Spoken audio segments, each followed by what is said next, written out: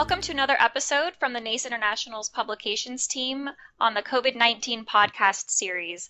My name is Stephanie Chiswick, and I'm editor-in-chief of Coatings Pro magazine. Coatings Pro is one of two magazines published under the NACE umbrella. The other is our sister publication, Materials Performance.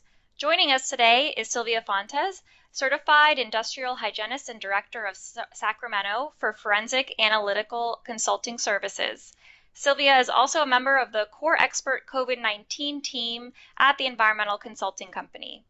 FACS's mission is to create experts, both staff and clients, who improve public health and the environment. They've written several articles on their blog pertaining to PPE certifications and returning to the workplace in the time of COVID-19. We're recording this interview on Thursday, June 11th, so please be sure to check back for updates and follow the guidance of health professionals such as the Centers for Disease Control. Sylvia, thanks so much for joining us. Well, thank you, Stephanie, for the opportunity. I appreciate it. So why don't you start by giving our listeners a bit of a background as far as your background and maybe also from FACS? Sure. As far as my background is concerned, as you mentioned, I'm a certified industrial hygienist. I have been in the field of industrial hygiene for the last 35 years. My work has all been in California, but around the country with my clients. I have been involved in all different types of industrial hygiene from all different manufacturers, including even work in the Middle East during the Iraq wars, making sure we're protecting our workers who are rebuilding in the Middle East. We've had work in Guam and Korea, all over the world with my consulting. And then as with Forensic Analytical Consulting, I'm the director of the Sacramento area. We have 21 employees here who do industrial hygiene and safety work for our clients, and that includes infection control. So the COVID pandemic kind of fell right into what we normally do, and we've been helping our clients with that.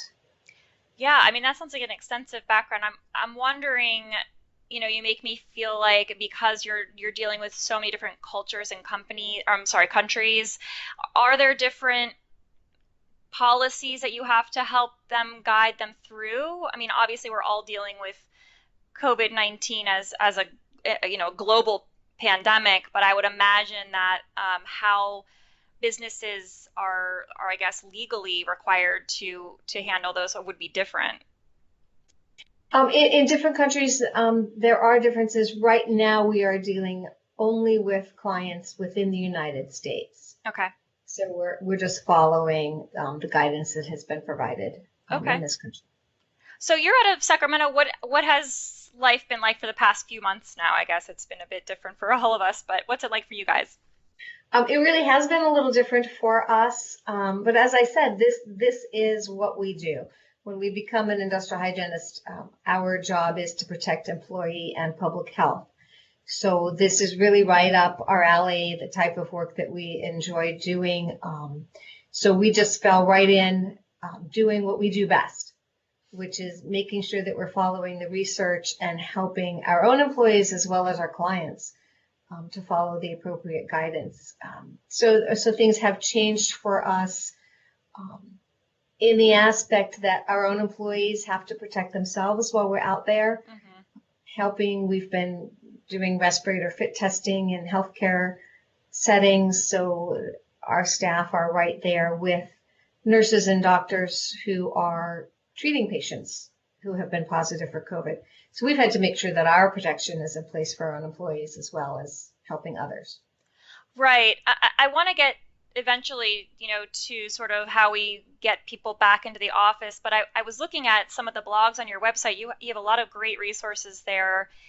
And one of them, I didn't even think about it, but it completely makes sense that not only is the wearing of the respirator, for example, does that matter, but how you take it off, like, where do you touch it? Then cleaning your hands afterwards, there are a lot of steps involved that I didn't even think of. There really are, and you're right, most people don't think of that, but as you're wearing whatever type of face covering it is, whether it's a mask or an N95 respirator or a half-face respirator, and the coatings industry is very familiar with wearing all different types of respiratory protection. Those are potentially contaminated inside and outside, and especially when we relate that to COVID, there would definitely be some contamination on both sides. So we do have to be careful with the cross-contamination as you put that mask on, take it off, where you place it, then making sure that we're not touching our face as we're doing that, and then, of course, making sure that we either wash our hands with soap and water or use an antiseptic, product to clean our hands with, because we've now touched something that is potentially contaminated. Right. I suspect you're right that at least a lot of our contractor readers and as the people who are in the field are probably really used to this type of behavior. I think of like lead paint or something like that where. Exactly. Yeah. Right. So they're accustomed to going through decontamination when they're working with lead paint removal. And it's very similar when you're removing any PPE that you're wearing because of COVID. You're really taking it off in the same fashion that you would be when you're doing decontamination for lead paint removal. There's really not that much difference between the two. We just want to make sure that we're not touching our face, because that's how the virus will get into our bodies. Okay. So what are you hearing then from your clients? It sounds like maybe some of them are familiar with these types of behaviors, but I suspect some are also new to it. And we have quite a variety of clients. While we work with the coatings industry, we also work with healthcare and a lot of different manufacturing and office, facilities that are managing office spaces. So coatings clients very familiar with it. We are helping our coatings clients implement COVID procedures on their job sites to make sure that they're, in compliance, protecting their own employees and protecting the public. In reality, helping our coatings clients has probably been the easiest. Okay. Because procedures are very similar to what they've been doing. Helping, say, companies that are in office buildings, completely different procedures than they're accustomed to. So we've had to do a lot of education in that area with them. Yeah. I mean, just in my personal life, I sort of mentioned Legionnaire's disease to a friend of mine, and she had never even heard of it. So and she's in charge of her building. And I was like, okay, well, Well, and that is one of the things that we have in one of our blogs is reopening your buildings if they've been closed.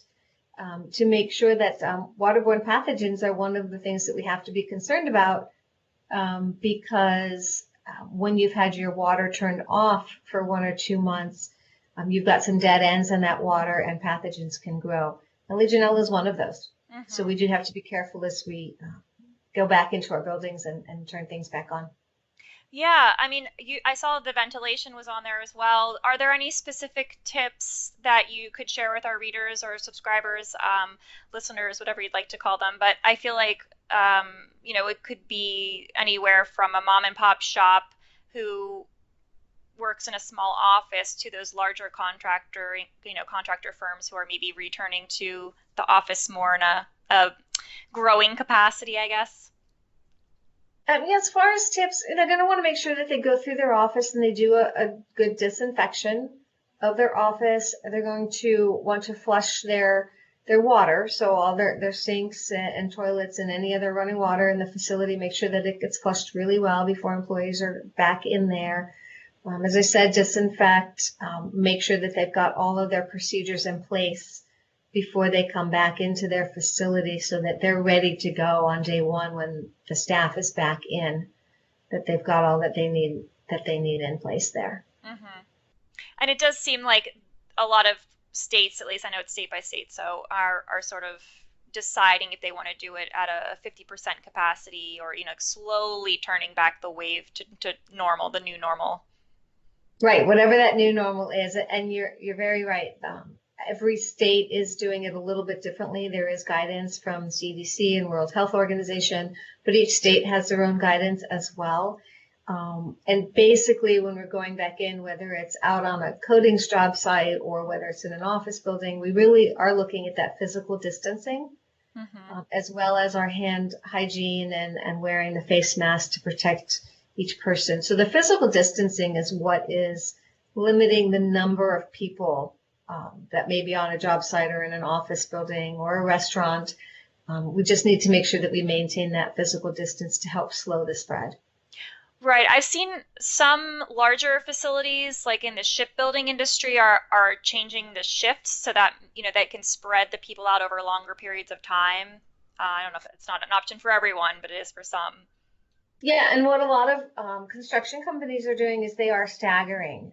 They're staggering the number of people if they can possibly do that, so that they're doing different jobs at different times and staggering their subcontractors that are coming in. So possibly going over a 24-hour period, maybe instead of a 10 or 12-hour period, and just not having everyone on the job site at one time so that they can maintain that separation between people Yeah, when possible.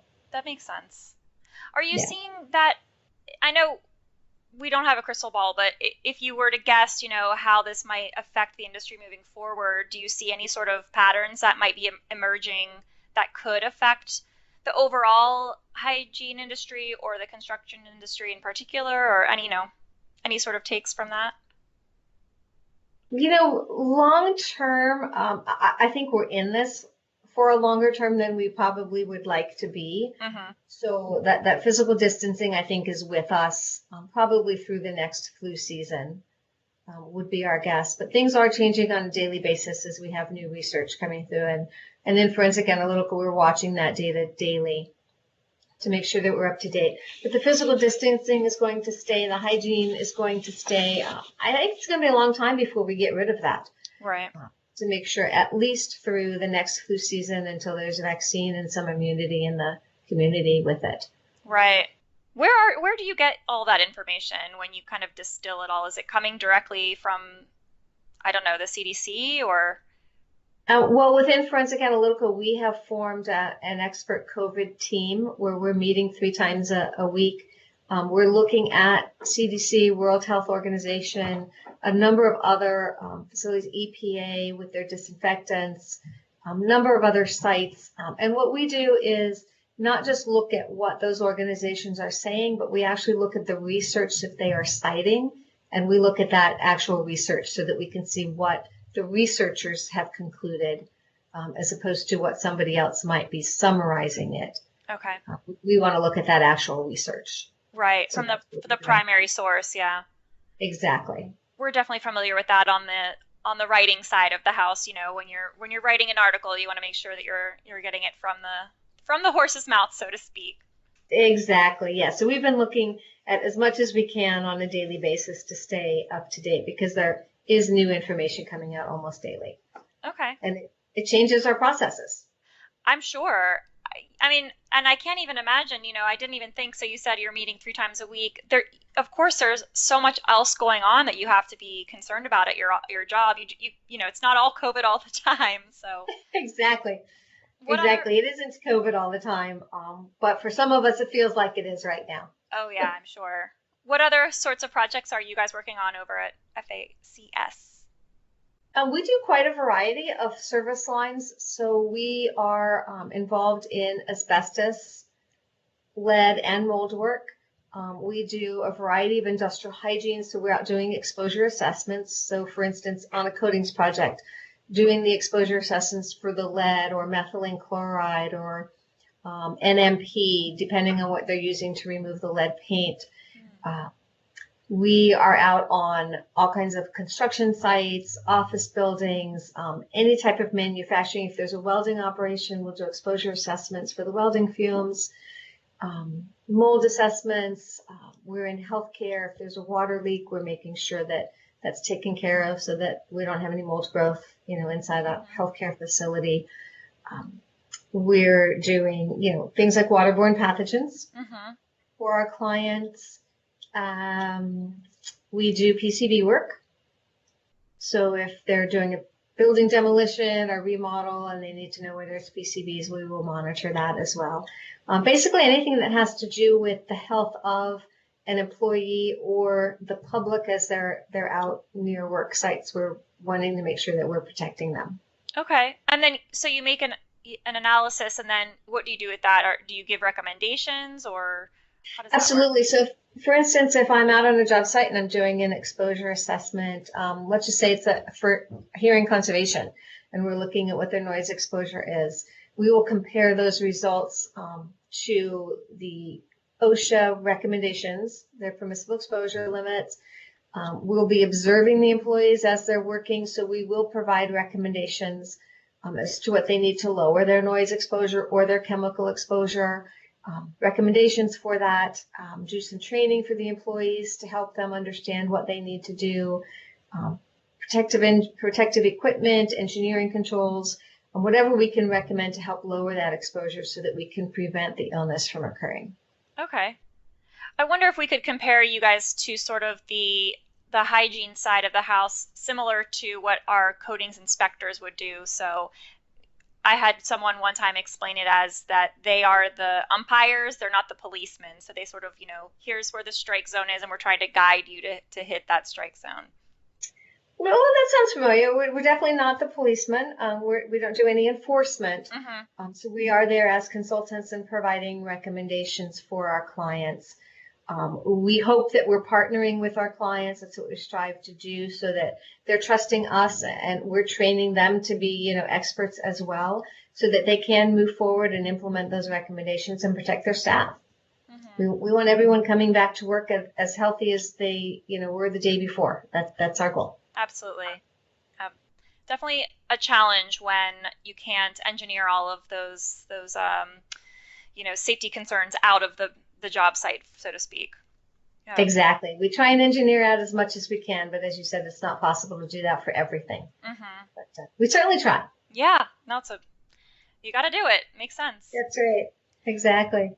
So obviously right now, before we even started recording, we were talking about, the moving to the work from home sort of atmosphere. Are there any types of suggestions you could give to our readers pertaining to hygiene or not, but in this sort of more or new virtual world for people? As far as coming back into the workplace? Yeah, coming back, or if people are still stuck sort of at home, potentially trying to do their jobs as best as they can. As the best they can from home. And it has certainly been different for a lot of people who haven't worked from home. Definitely want to make sure, one, that you're taking care of yourself, whether you're at home or you're at work. We're finding a lot of people who are stressed being at home. They're not moving around necessarily as much as they would have been. They're kind of getting some fatigue from doing all these wonderful video conferences, kind of stuck at their computer a little bit more. So, definitely taking care of themselves. Making sure that they're following, personal hygiene at home as well as in the office. And I think the transition back to the offices is happening slowly for sure. A lot of offices are just bringing back a few employees at a time so that they kind of get used to that process before they bring people in. But, to make sure that they follow procedures in the offices as well. Even within our office, we kind of staggered our staff. We're making sure that people are spread out a little bit more. People are still working from home, so we've got extra office space in here so they don't all have to be crowded in together at the same time. Mm-hmm. So just, take their time and make sure that they continue to follow the processes that have been put in place. That's awesome. Yeah, no, I think that's a good point. Take care of yourself it's so easy to lose sight of that because if you're not leaving your house, to think there's no gyms necessarily or what have you. So that's great. Right. Yeah. Here the gyms are just starting to reopen. And that's going to be a process too. I think I'm going to stay out of the gym for a little while. Okay.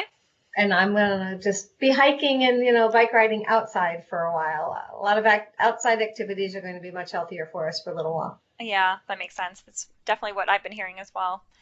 Yes. Any silver linings or positives? I'm trying to end on a positive note so that we can walk away from these episodes with sort of well, this has been hard for us, but it's been a nice experience in X, Y, and Z sort of way. Anything you want to share? Well, I think it has been difficult for people, but there are a couple of silver linings. I think we have learned that we can do more work from home than people thought that they could do. Video conferencing actually is a very good thing. Our company's been doing it for a long time with our clients as we present proposals and talk about reports. So people are learning how to use that technology as well. And I think all of that is good for us. And we're going to learn that we really can do work in a variety of settings that we just didn't realize that people could do before. So I think moving forward, the workplace will change to some extent because I think a lot of people will continue to work from home, at least part-time, and we'll move forward with that. But the other thing that probably has helped us, I really see that in the future, we've certainly learned a lot more about our hygiene and protecting ourselves from transmissible diseases. So I would hope that we carry that into the next flu season, the next cold season, so that perhaps we'll see less transmission of the common cold and the common flu in the next season. So because we've learned more about that personal hygiene and maybe we'll have a little bit less illness all the way around as a result. Yes, take the 20-second hand wash past COVID-19. Continue it forever, and I think we will see less of the transmissible diseases in the future. At least that's what I'm hoping for if we continue it. Yeah, that's awesome. Awesome. Well, thanks so much, Sylvia. I appreciate your time. How can people reach you if they want to follow up? Well, I would love for people to reach out if they have any questions. I can be reached at my email, which is just sylviafontes@forensic.com, or my phone number is 916-242-4140. They can reach either place. Awesome. Well, thanks so much for taking the time with us today and look forward to hopefully meeting you sometime in person in the future. Great. Thank you, Stephanie. I appreciate the opportunity. Okay. Bye-bye.